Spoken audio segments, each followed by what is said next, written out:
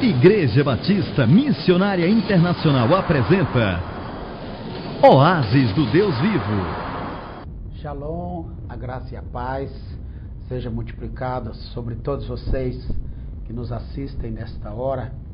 Que Deus te abençoe grandemente e que nesse momento você possa receber mais uma porção da palavra de Deus ao seu coração. Então esteja com o seu coração aberto.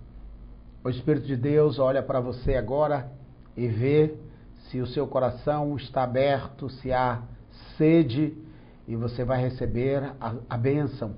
O Senhor vai falar ao seu coração, Ele vai quebrar coisas na sua vida, quebrar correntes, cadeias, amarras, porque a palavra de Deus, ela tem poder. A palavra de Deus em si, ela tem vida e ela também gera a vida. Onde a palavra de Deus é pregada e o coração é aberto, a sede, o Espírito de Deus, ele opera.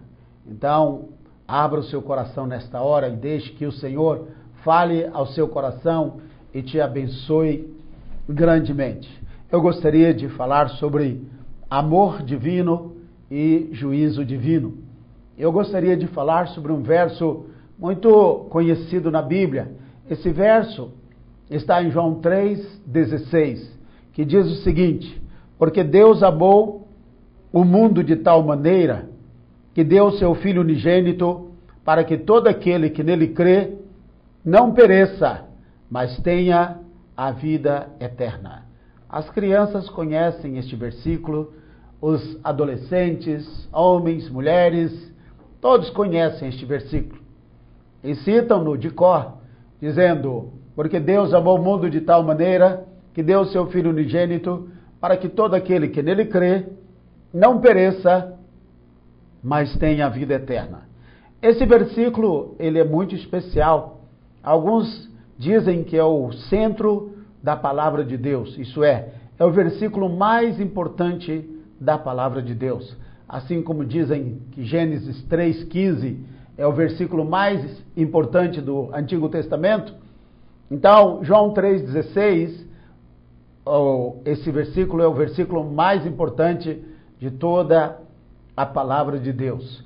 Alguns podem dizer: mas pastor, você vai falar sobre isso? João 3,16? Sim, e é sobre isso que eu vou falar. Alguns veem nesse versículo uma simplicidade tão grande, e é verdade. Ele é um versículo simples. É um versículo muito especial. É um versículo que as pessoas sabem no de cor. É um versículo que as pessoas amam e falam de coração. Mas, infelizmente, por causa desse versículo, muitas pessoas já foram para o inferno. Muitas pessoas já foram condenadas. Porque esse versículo não fala apenas do amor de Deus. Fala sim do amor de Deus de uma forma tão tremenda que nós iremos mostrar. Mas fala, por um outro lado, da rejeição deste amor, da rejeição dessa expressão do amor de Deus pelo Senhor, pelo nosso Deus, através de Jesus Cristo, seu Filho. Então esse versículo, ele é o coração da Bíblia. A Bíblia diz o seguinte: porque Deus, interessante, não é? Deus, ele é. Algumas pessoas dizem: Deus existe? Não, Deus não existe, Deus, ele é. Você pode ver na Bíblia que Deus, ele não faz questão de explicar a sua existência. Até porque Gênesis começa assim: no princípio criou Deus os céus e a terra. No hebraico seria Bereshit, Bara, Elohim, et Hashamai, ve'et haaretz. Então no princípio criou Deus os céus e a terra. E aí vem, e a terra era sem forma e vazia, tudo bem? Mas se Deus se importasse em procurar explicar ou provar a existência dele, a Bíblia começaria mais ou menos assim. Gênesis capítulo 1, verso 1, começaria desse jeito: olha, gente, vocês aí, olha, eu sou Deus, eu quero falar com vocês, olha, preste-me atenção, eu existo, tal. Não, Deus não para isto. Todo mundo sabe que há um Criador, que Deus existe, que Deus é, que Ele é o Criador de todas as coisas. E a Bíblia diz que, porque Deus, isso é, Deus é real. Você querendo ou não, Ele é real. Se você acredita nele, ele é real. Se você não acredita, ele é real. Se você diz que Deus que Deus existe, ele vai continuar existindo. Se você não acredita, ele não vai mudar nada. Uma pessoa negar a existência de Deus, viver uma vida de pecado, viver uma vida sem Deus, isso não vai mudar nada. Nós sabemos que o homem, mais cedo ou mais tarde, ele vai para o encontro de Deus, prestar conta dos seus atos. Então nós vamos ver que no dia do juízo, alguém vai dizer, mas Senhor, eu não acreditava no Senhor. Mas Deus vai dizer, agora você acredita, porque você está perante mim, você vai prestar conta dos seus atos. O último sumo pontífice da Igreja Católica Romana, antes de morrer, ele disse que estava deixando este mundo, ele disse, breve eu deixarei esta terra, estarei partindo, estarei perante Deus para prestar conta dos meus atos, das minhas atitudes. Então, todos os homens acreditam que há Deus. Agora, por causa da atitude do homem, por causa das maldades, por causa de todas as coisas ruins que acontecem e o homem vai atribuir essas coisas a Deus, o homem vai preferir dizer, olha, Deus não existe. E a Bíblia diz lá, parece-me que no Salmo 14 diz o nércio no seu coração. A versão mais apropriada diz o seguinte, diz o tolo no seu coração, não há Deus. E porque ele nega a Deus, o resto do texto vai dizendo que é por causa da maldade, da iniquidade, por causa da postura dos homens. Mas Deus não tem nada com isso. Deus criou o homem perfeito, criou o homem e deu para ele tudo o que ele precisava na terra para que ele vivesse, mas mesmo assim o homem não está contente. E ele assim se levanta contra o seu semelhante. Então a Bíblia diz que, porque Deus, e a Bíblia diz porque Deus, esse Deus que é o Criador, nós sabemos que ele nos criou, nós somos criatura, ele é o Criador. Então a Bíblia diz que ele amou o mundo. Interessante, não é? A palavra amar aqui, do grego, é a palavra ágape. Isso é, um amor sem interesse. Interessante. Tudo o que nós fazemos é com interesse, porque ao lado egoísta do homem, o amor do ser humano, ele é interesseiro. É para uma satisfação pessoal. Mas a palavra ágape aqui está mostrando que Deus amou. Ele poderia não nos amar. Deus, ele subsiste, porque a palavra Deus aqui, no Novo Testamento, é o autônomo, aquele que se criou, aquele que não existe por criação humana, não é fruto da criação humana. Então Deus, ele é autossuficiente, ele realmente não precisa de nós precisamos dele. A Bíblia diz que Deus amou o mundo. Então esse amor com que Deus amou o mundo é um amor puro, é o amor mais alto, do mais alto nível. A Bíblia fala de 3 tipos de amor. Existe um outro tipo de amor, mas parece que o quarto não aparece na Bíblia, porque existe o amor eros, que é esse amor do amor sexual, esse que você vai achar aí nas bancas de revista, está cheio. Isso chama o amor que está no coração do homem, o amor carnal. Esse amor é o amor que está aí no coração do homem e que o diabo tem vomitado na humanidade hoje. E você vai ver aí todo tipo de erotismo, de pornografia, tudo isso está ligado nesse amor, do amor eros. Diz que tem uma outra palavra, que é ela que eu disse que não está na Bíblia, é o amor storgei. Diz que esse amor é o amor que o cão tem pelo seu dono, o cachorro tem pelo seu dono. Gosta dele porque é cômodo, lhe dá comida, lhe dá carinho. Então esse é um amor mais distinto. Então existe um amor chamado amor filéu. Nós sabemos que este amor é o amor de pai para com filho, filho para com pai, filhos para com os pais e assim por diante. Esse é o amor filéu, esse amor está na Bíblia. E nós sabemos que Eros era o deus dos sexos, o deus da Grécia dos sexos. E esse Eros é um principado que tem atuado na nossa geração. E o amor que está acima de todos é o amor de Deus, que é chamado esse amor ágape. Então a Bíblia diz, Deus amou o mundo. A palavra amor ao mundo aqui não é o pecado.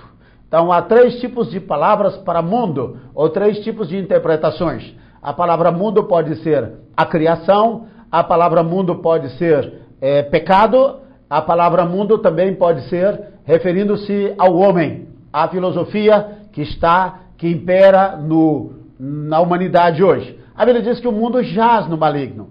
Então nós vemos às vezes as pessoas empregando essa palavra mundo de forma errada. E quando a Bíblia diz Deus amou o mundo, Ele amou com amor puro, com amor sublime, amor assim, que renuncia, o amor que dá sem querer nada em troca. E esse amor Ele deu ao mundo, dizendo, olha, eu criei vocês caíram em desgraça, mas eu vou redimir vocês, e só pode ser feito com o amor ágape, o amor de Deus. Esse é o amor genuíno, o amor sem mistura, o amor mais sublime que existe. Infelizmente, esse é o amor que poucos conhecem e que até mesmo muitos cristãos ainda não o provaram. Então Deus amou o mundo de tal maneira, e amou com o amor que nós falamos, com amor ágape. A Bíblia diz também que Deus amou o mundo de tal maneira. Essa expressão de João 3,16, ela é tão profunda, que o autor, João, ele era o apóstolo do amor. Ele se aproximou muito de Jesus. Dizem que quando ele era bem velhinho, eles botavam-no para pregar, ele já sem forças, já muito idoso, e eles diziam, pregue para nós, fale do amor de Deus para nós, fale de Jesus para nós, por favor. E João ficava lá de pé, já bem velhinho, os cabelos brancos, e ele dizia, filhinhos, amai-vos, filhinhos, amai-vos. Ele tinha tanto amor de Deus no seu coração, porque ele se aproximou muito de Jesus. Jesus tinha 12 discípulos, ele tinha 4 dos mais chegados a ele, que era Pedro, Tiago, João, e parece-me que o André também. E desses 4 ou desses 3, João era o mais chegado. Não era porque Jesus gostava mais dele, era porque ele se aproximava mais de Jesus. Nós sabemos que uma mãe, ela ama os filhos de igual forma, mas há filhos que se aproximam mais da mãe, cativa mais. Então, Deus não faz acepção de pessoas. Então ele aceitou aquele amor, ele correspondeu àquele amor de João. E João, quando se aproximava de Jesus, ele ficou inundado com esse amor divino, e as pessoas queriam ouvir esse chamado apóstolo do amor pregar. Então a Bíblia diz que amou de tal maneira. Então, o apóstolo João, que escreveu o Evangelho, porque João não é livro, Lucas não é livro, Mateus não é livro, são evangelhos. Então, Mateus, Marcos, Lucas e João são evangelhos. E João, quando ele escreveu, ele estava escrevendo João 3,16. E ele diz assim, porque Deus amou o mundo, e ele diz assim, qual é o comparativo de amor para com Deus em relação ao mundo? Ele disse assim, mas não existe, talvez não existiu naqueles dias, e não exista também no nosso vocabulário uma palavra que possa ser encaixada aqui em João 3,16. Então ele diz, olha, Deus amou o mundo de tal maneira, isso é, de uma forma tão grande, inexplicável, de uma forma inefável, de uma forma tão sublime, de uma forma tão excelente. Ele diz, mas nenhuma dessas palavras encaixam aqui, porque é muito mais. É igual o livro do Apocalipse. A Bíblia diz que as ruas são de ouro, as portas são de pérolas, mas eu acredito que Deus usou o material que existe na terra, o melhor que existe, para dizer para nós do que vai ser feito o céu, porque se ele fosse descrever da forma que é, a beleza, a coisa que Deus fez, esse céu, a nova Jerusalém, nós jamais iríamos entender, só por revelação. Então, nós sabemos aqui que o João disse assim, olha, Deus amou o mundo de tal maneira. Ele não achou uma palavra, e até hoje não existe uma palavra que venha preencher aqui esse nível, esse grau aqui, essa sublimidade, que venha descrever o amor de Deus. Então ele diz, porque Deus amou o mundo de tal maneira. Até hoje não se achou, mesmo por inspiração divina, palavras que viesse uma palavra que encaixasse aqui. A Bíblia diz que Paulo, uma certa vez, eu creio que 2 Coríntios capítulo 12, ele foi ao terceiro céu e ouviu palavras inefáveis. Isso é, palavras que não se explicam em termos humanos. Então aqui há uma palavra aqui semelhante, não é? Então nós vamos ver aí que Deus amou o mundo de tal maneira que ele deu o seu único filho, ou deu o seu filho unigênito. Quando a Bíblia fala sobre filho, há cerca de duas, três ou quatro palavras para filhos no Novo Testamento. Eu não tenho tempo de mostrar essas palavras, mas estude sobre isso, é muito interessante. E essas palavras mostram, de uma certa feita, o nível de maturidade do cristão. Então, fala do pequeno, que é bebê, recém-nascido, que toma leite, é um tipo de cristão. Fala daqueles que são menorzinhos, daqueles juniores já caminhando para a adolescência. Fala do jovem, jovens sois fortes, e fala do filho, do adulto. A Bíblia diz que quando Jesus estava sendo batizado, ouviu-se uma voz do céu dizendo: esse é o meu filho amado, em quem me comprazo. Então, quando Deus estava fazendo aquilo, falando desta forma, um pai, quando ia passar a herança para o filho, ele o chamava diante de uma festa, diante de uma multidão, e o honrava publicamente, dizendo: este é o meu filho amado, ele alegra o meu coração, ele me dá prazer, ele me dá alegria. Então Jesus, ele é filho de Deus. Agora, essa palavra filho de Deus aí, que é aplicada para Jesus, oios, no grego, porque tem outras palavras para filho no Novo Testamento, essa palavra, ela é muito mais profunda do que simplesmente a palavra oios. Porque quando se diz sobre Jesus como filho de Deus, se fala que eu e você somos filhos de Deus, está dizendo em termos diferentes.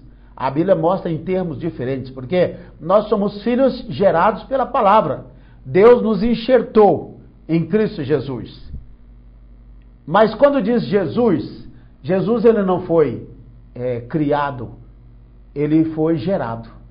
E a Bíblia diz que a palavra separada para explicar filho para Jesus em relação a Deus, fala de que Jesus foi gerado das entranhas de Deus. E somente um.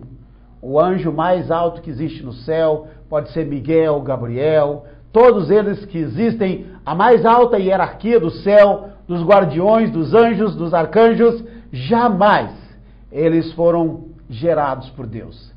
Todos eles foram criados por Deus. Nós somos criados por Deus. Jesus foi o único que foi gerado. E a Bíblia diz que quando ele veio de Deus. Em capítulo 16, 17 de João, diz o seguinte: saí do Pai e vi o mundo. Quando ele diz sair do Pai, ele saiu das entranhas de Deus. Ele veio de Deus, assim da parte de Deus, mas do íntimo de Deus. É diferente quando diz que João Batista era um mensageiro que veio da parte de Deus. Então, isso é muito importante. Então, quando fala que Deus deu o seu Filho unigênito, diz que duas coisas nós devemos prestar atenção aqui. A primeira é que Jesus é gerado, não foi criado. É o único e não há outro. Jesus é o único Filho. Ah, mas será que Deus tem mais outros filhos iguais a Jesus? Não, jamais. A expressão para Jesus, filho, é única. Só se dirige essa expressão, filho de Deus, a Jesus. Isso é, no sentido de Deus, tem outras expressões, como nós falamos, os anjos às vezes são chamados filhos de Deus, referindo-se à criatura, nós, o povo de Israel, não é verdade? Os profetas, todos eles são vistos na Bíblia como filhos de Deus, da mesma forma que a igreja, mas não no sentido de gerados. E Deus não tem dois filhos. Deus só tem um filho. Ele se chama Jesus Cristo. O nome dele que foi dado pelo anjo no capítulo 1 de Mateus, versículo 21, porque a virgem dará à luz um filho, o seu nome será chamado Emanuel. Emanuel quer dizer Deus conosco, Deus entre nós. Mas o nome original de Jesus, ele foi dado pelo anjo em hebraico, quer dizer Yeshua HaMashiach. Então, só um filho que Deus tem. Por isso que a Bíblia diz aqui que deu seu filho unigênito. unigênito. Se fosse mais, teria sido primogênito, não é verdade? Mas ele é o unigênito, único. Só um. Deus não tem outro filho. E esse filho, da mesma forma que Abraão teve o Isaac com a Sara, uma certa vez Deus pediu e disse para Abraão, Deus orientou, comandou Abraão que desse, ele falou com Abraão, olha, você vai entregar o meu filho, o seu filho, e você vai levá-lo a Moriá, monte, e você vai oferecê-lo a mim em sacrifício. Coisa dura para Abraão, porque ele só tinha um filho. Depois ele teve outros, mas com a Sara ele só teve este filho, o chamado Isaac, em hebraico Yitzhak, quer dizer riso, sentido de alegria. Então, nós sabemos que Deus, ele pegou o seu único filho, a Bíblia diz que, porque Deus amou o mundo de tal maneira que deu seu filho unigênito. Então, filho nascido das entranhas e filho único. Nós sabemos aí que existem muitos líderes no mundo aclamando serem filhos de Deus. Alguns podem ser até mensageiros de Deus, de uma certa forma, pregadores de uma certa forma, de mensagens que se referem à natureza ou de alguma filosofia de vida. Pode ajudar o homem de uma certa forma, mas não vai levar o homem para o céu. Há muita coisa que é ensinada hoje, inclusive por muitos pregadores, que ajuda o homem a arrumar a vida nessa terra, mas não mostram o caminho para a eternidade. Então esse é João 3,16. Porque Deus amou o mundo de tal maneira que deu seu Filho unigênito. Olha que coisa especial. E a segunda parte, a outra parte diz, para que todo aquele que nele crê, é verdade? Todo aquele que nele crê. Essa expressão crê aqui é a mesma expressão que diz o seguinte, para que todo aquele que nele crê, dentro. Há muitas pessoas que creem em Jesus, elas se dizem amigas do Evangelho, mas elas não são salvas, porque a crença é apenas de boca, é uma crença apenas de mente, é uma crença apenas de alma, de emoção. Diante de Deus isso não tem sentido. A Bíblia diz o seguinte, Romanos 10, 8, 10 diz, mas que diz, a palavra está junto de ti, na tua boca e no teu coração. Esta é a palavra da fé que pregamos. A saber, se com a tua boca confessares ao Senhor Jesus e em teu coração creres que Deus o ressuscitou dentre os mortos, serás salvo. Visto que com o coração se crê para a justiça e com a boca se faz confissão para a salvação. Então, a salvação primeiro vem confessar com a boca e lá no coração acreditar que Jesus Cristo foi levantado dos mortos pelo Espírito Santo. E é o que está em Romanos capítulo 8, verso 11. Se o mesmo Espírito que levantou Jesus dos mortos habita em nós, esse mesmo Espírito habita em nós. É muito forte isso. Isso é muito especial. Isso é. O que a Bíblia está querendo dizer aí é o seguinte, é que muitos acreditam, mas acreditam apenas de boca. E essa confissão mera de boca, ela não faz sentido. Nós vemos muitas pessoas atendendo um apelo e às vezes não funciona. Primeiro, que a palavra que foi pregada não foi uma palavra genuína, foi uma palavra de homem. Quem sabe foi o que nós falamos, uma palavra filosófica, ou uma palavra que foi psicologia, ou autoajuda, ou algo que atinge apenas aquilo que é do interesse humano. O Espírito de Deus não pode usar isto. A palavra tem que ser pregada como palavra genuína. Paulo diz assim em Romanos capítulo 1, verso 16, creio que 17 também. O Evangelho, ele é o poder de Deus para a salvação de todo aquele que crê. Então, quando o homem acredita, e essa crença é verdadeira, de coração, então o homem recebe a salvação. E quando o homem recebe a salvação, o seu nome, ele é escrito no livro da vida do Cordeiro. Porque quando nós nascemos neste mundo, quando nós chegamos nesse mundo, os nossos pais, eles pegam-nos, levam-nos num cartório e lá nós somos registrados. E o nosso nome passa a ser registrado no livro, porque nós somos cidadãos daquela terra. Nós existimos, depois vem outros documentos, identidade, carteira de trabalho, e depois veio o maior de todos os documentos, que a identidade é o documento maior dentro da sua nação. Mas lá fora, o maior documento que existe, o maior de todos, é o passaporte. Então você tem que ter 2 documentos, né, no nível espiritual. Primeiro, você tem que ser cidadão dos céus.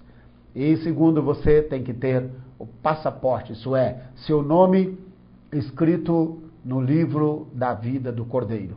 Porque você é cidadão aqui e você é cidadão lá, se o seu nome for escrito no livro da vida do Cordeiro.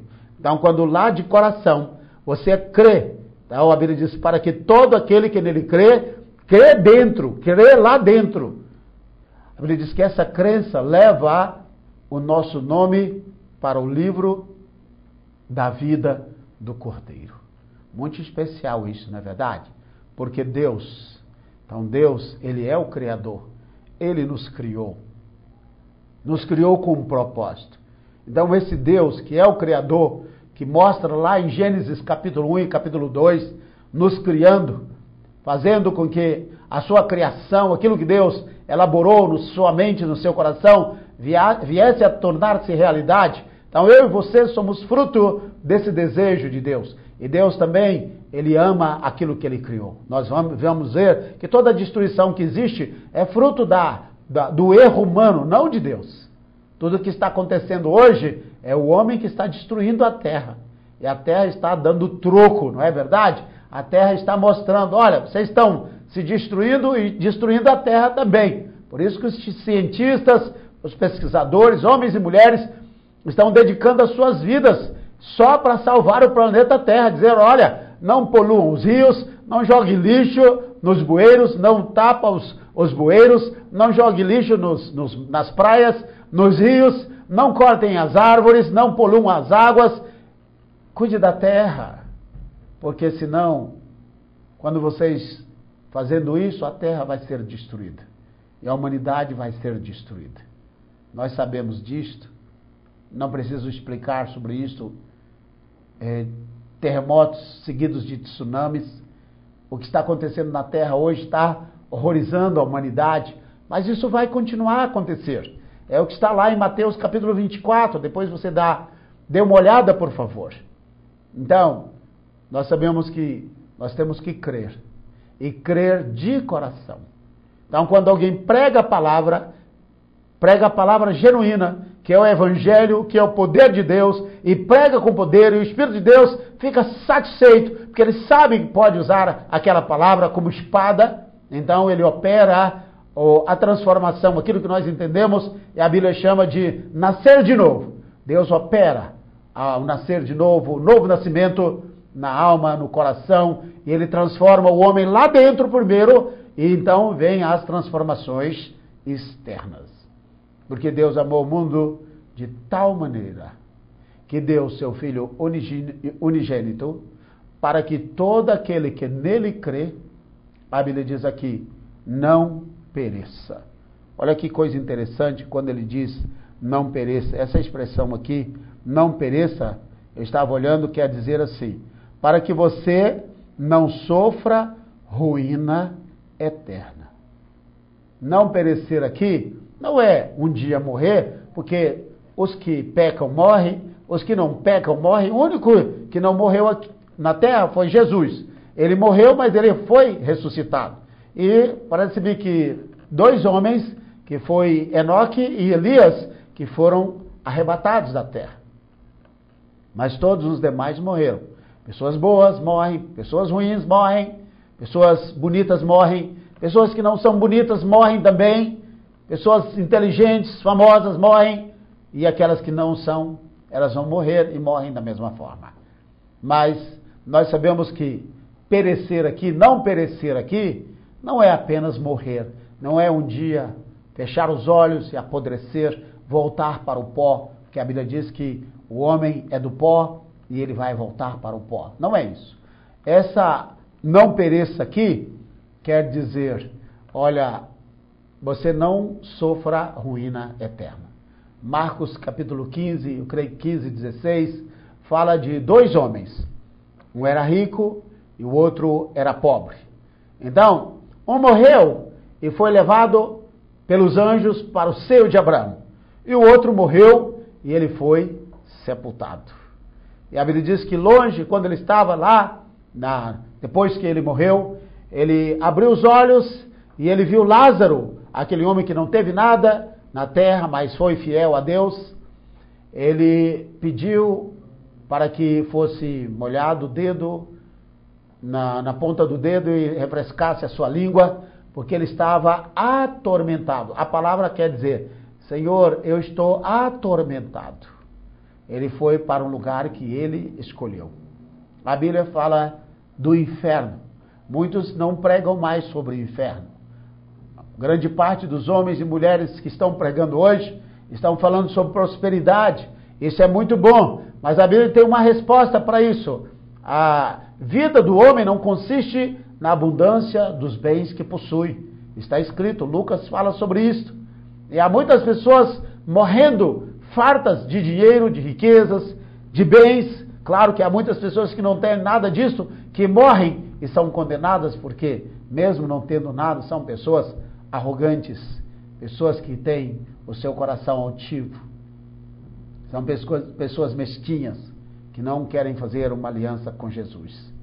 Então a Bíblia diz que existe o céu, mas existe o inferno.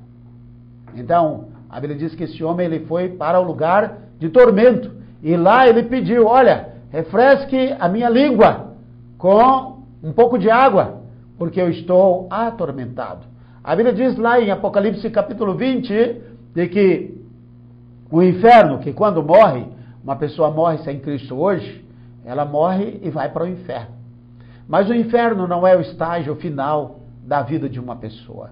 Quando uma pessoa morre, ela vai para o inferno, ela nunca mais vai sair deste lugar. Eu ouvi falar de uma mulher, ela escreveu um livro sobre divina revelação do inferno, chamada Mary Baxter, Mary Catherine Baxter. Então, estava olhando no YouTube o depoimento dela, algo muito forte, e ela dizendo que um dia ela foi levada ao inferno, e ela teve uma revelação muito forte do inferno, e ela viu ali no inferno pessoas que brincaram com Deus, pessoas que não quiseram Jesus, que preferiram uma vida de pecado. Então, essas pessoas pereceram. Então, ela dá um testemunho muito forte, ela é convidada no mundo todo para falar sobre isto, e ela escreveu este livro chamado A Divina Revelação do Inferno. É algo muito forte, você fica chocado. Recentemente alguém me deu uma cópia desse livro, um exemplar em inglês. Então, eu estava lendo algumas partes, é algo chocante, você vê que aquelas pessoas que foram para o inferno, elas estão ali e nunca mais vão sair. Esse homem que Jesus fala, que certamente ele era da sua época ou do seu tempo, que Jesus sabia a história, ele contou isso. Não é uma parábola, é fato real, porque não fala aqui a parábola de rico e Lázaro, não tem palavra parábola aqui, é um fato que Jesus está contando. Jesus contou isso há 2000 anos atrás, e esse homem continua lá, sofrendo, gemendo, isso é, ele sofreu ruína eterna. Nós sabemos que hoje o homem está brincando com o pecado, o homem está brincando com Deus. Muita gente coloca a Bíblia debaixo do braço, vai para a igreja, finais de semana, mas durante a semana ninguém reconhece que ele é um cristão, porque é uma pessoa má, é uma pessoa ruim, uma pessoa que espragueja, uma pessoa que briga, que fala do seu irmão, que blasfema e que zomba e escarnece.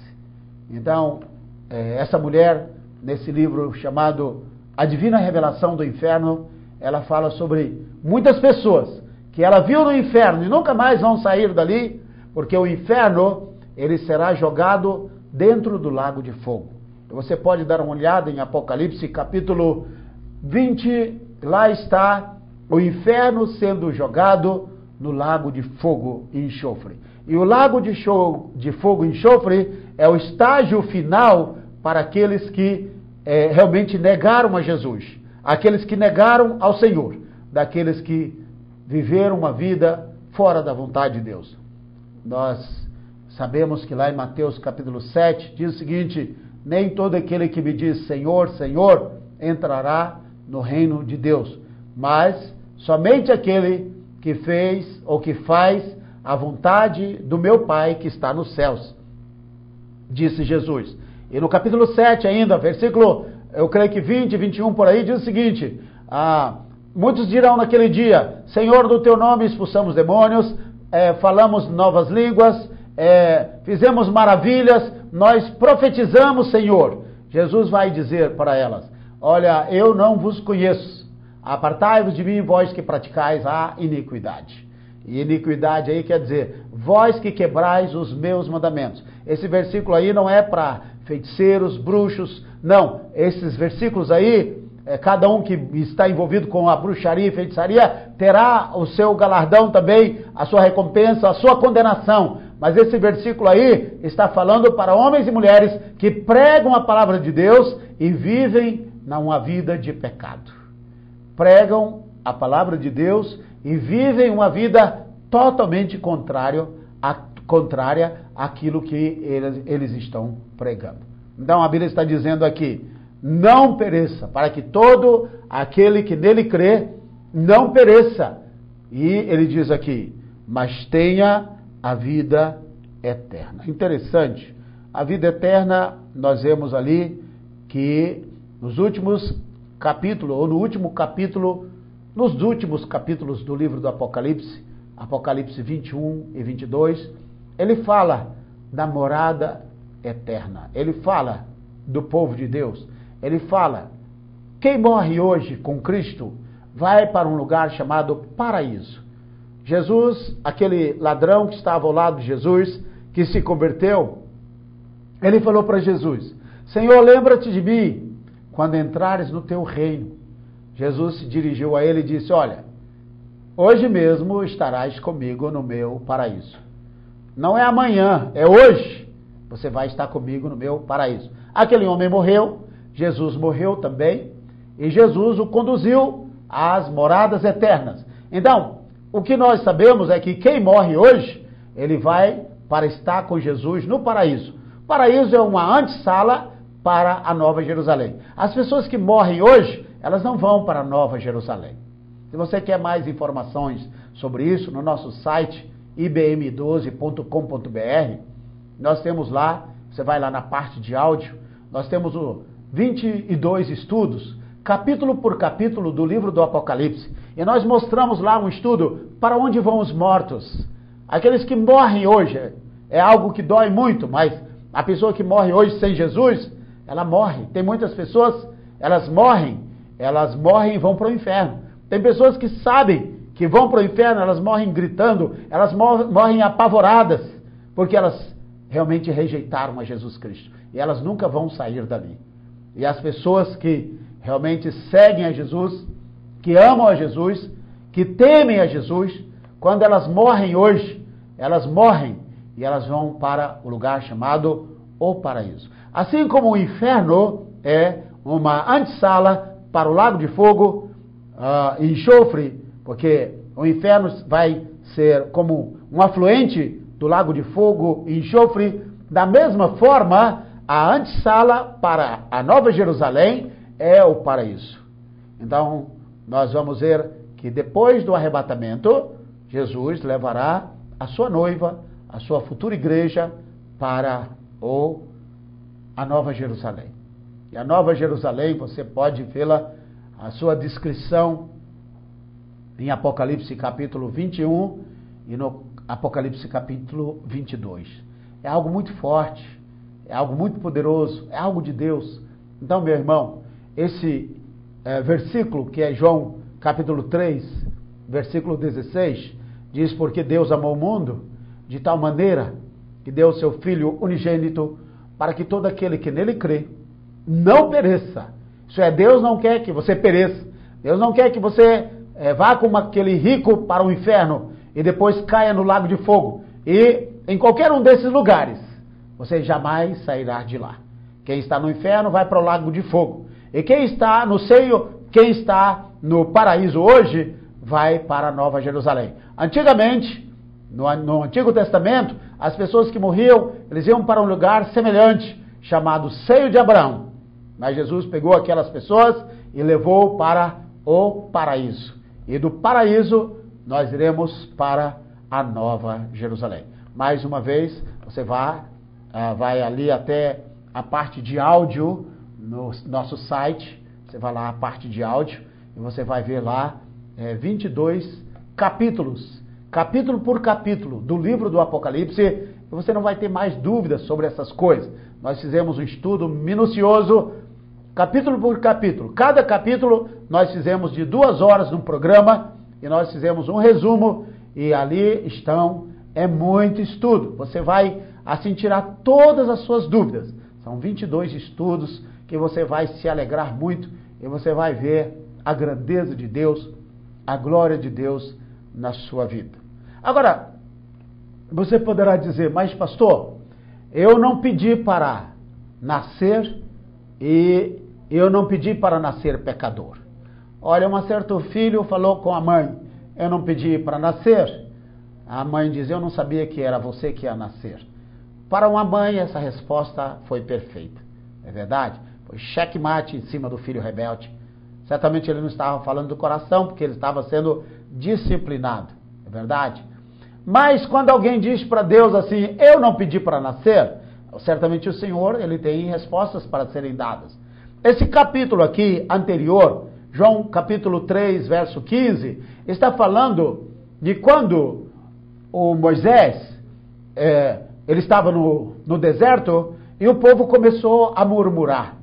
E Deus permitiu que serpentes do deserto, víboras, viessem e atacassem o povo. E muitas pessoas morreram, porque elas eram afetadas pelo veneno daquelas serpentes. Então Deus falou com Moisés, você vai fazer uma serpente de bronze, e você vai colocar no centro do arraial, e todo aquele que olhar para aquela serpente de bronze vai ser curado. Agora lembre-se de uma coisa, não tinha nada, Deus poderia ter curado de uma outra forma.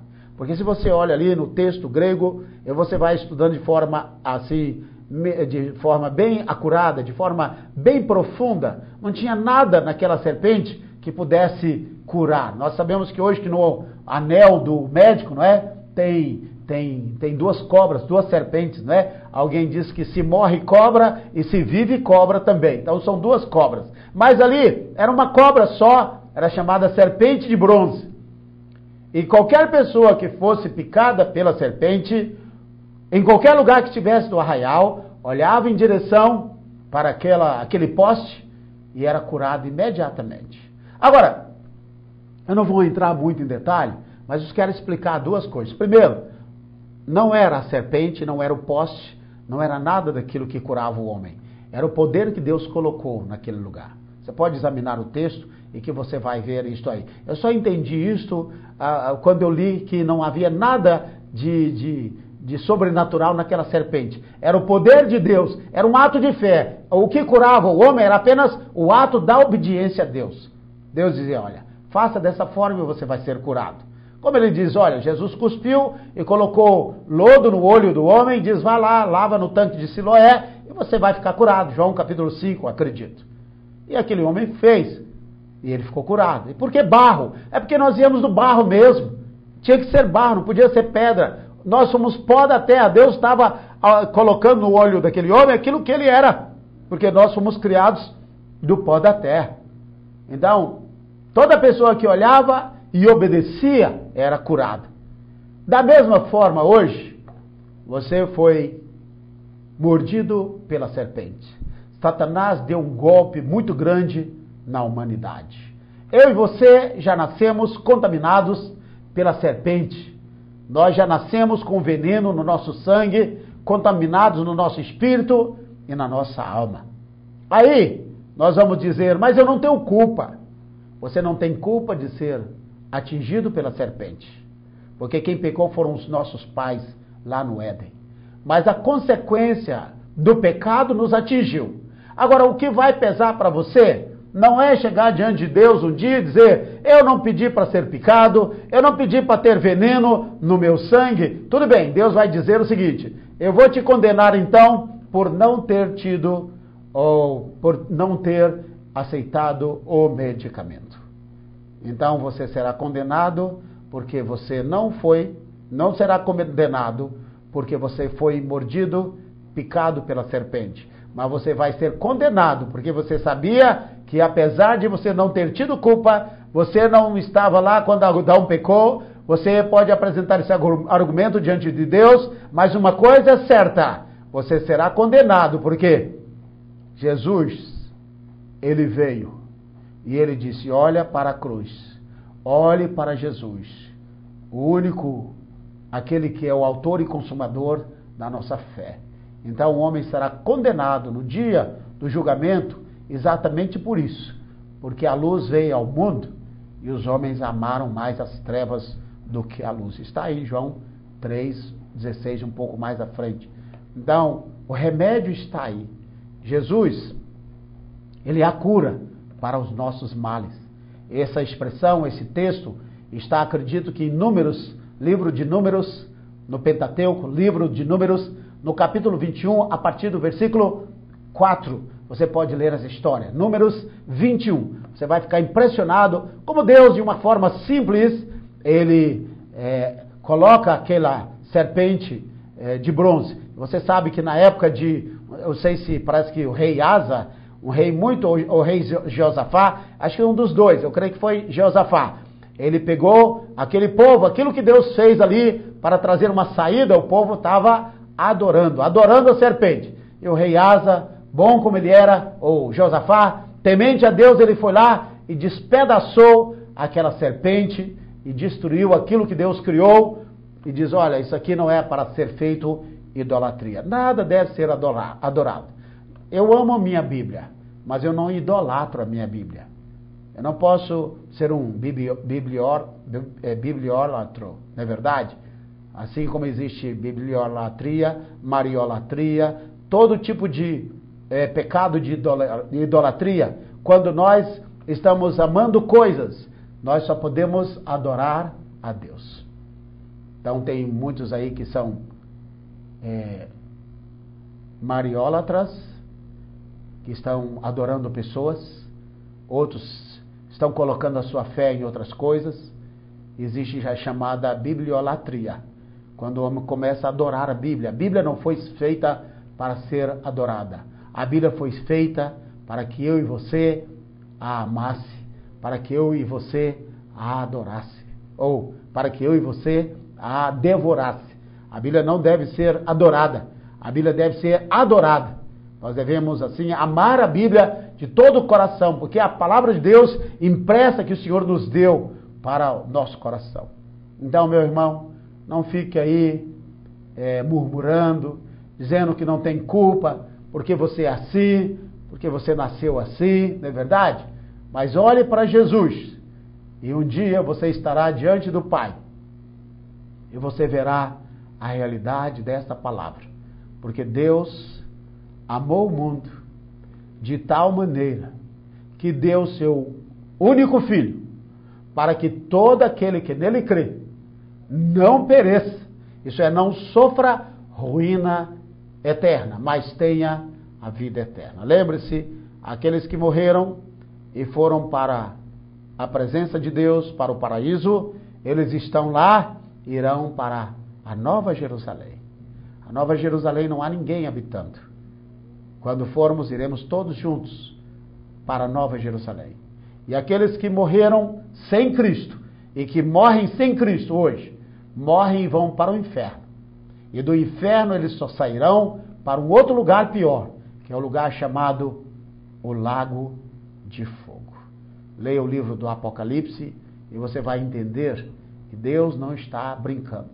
Esse versículo que parece ser tão simples, parece ser um versículo que demonstra uma grandeza tão grande do amor de Deus, é verdade, mas mostra também que Deus, ele vai trazer o homem à justiça. A luz veio ao mundo e os homens amaram mais as trevas do que a luz. Abra o seu coração para Jesus, não fique olhando a sua situação, mas olhe para Deus, entenda que Deus, ele tem uma saída. Ele quer te abençoar. Ele quer tocar a sua vida. Eu gostaria de orar por você. Talvez seu coração está amargurado. Talvez você está enfrentando situações adversas e que você não entende porque tantas coisas ruins estão acontecendo na sua vida. Mas eu te digo uma coisa: confie no Senhor. Pode confiar nele. Confie nele. O Senhor não vai te desapontar. Coloque a sua confiança nele e ele vai te abençoar. Ele vai te levantar. Ele vai te fortalecer. Então lembre-se que esse versículo tem levado muita gente para o céu. Mas infelizmente tem levado muita gente para o inferno também. Por causa desse versículo. Por causa da rejeição desse versículo. Muitas pessoas hoje gostariam de voltar de onde elas estão. Mas infelizmente elas nunca vão sair de lá. Não vá por esse caminho. Abra seu coração para Deus. E Deus vai te abençoar grandemente. Vamos orar ao Senhor nessa hora. Senhor, nós te agradecemos. Nós te louvamos. Porque o Senhor enviou Jesus Cristo para morrer pelos nossos pecados. João Batista, quando introduzia Jesus no cenário do mundo, diz: eis o Cordeiro de Deus que tira o pecado do mundo. É verdade, Senhor. Nós te agradecemos pelo sangue do Cordeiro. Nós te agradecemos pela vitória da cruz. Nós te agradecemos porque um dia Jesus Cristo veio e Ele morreu pelos nossos pecados. Ele morreu pelo nosso pecado. O pecado, Senhor, o pecado que nos leva para o inferno. O pecado que nós herdamos de nossos pais lá do Éden. Esse pecado que foi transmitido para a raça humana. E esse pecado que nos leva a cometer outros pecados. Que faz de nós pecadores. E como pecadores nós somos merecedores da condenação, da punição, do julgamento, da condenação eterna.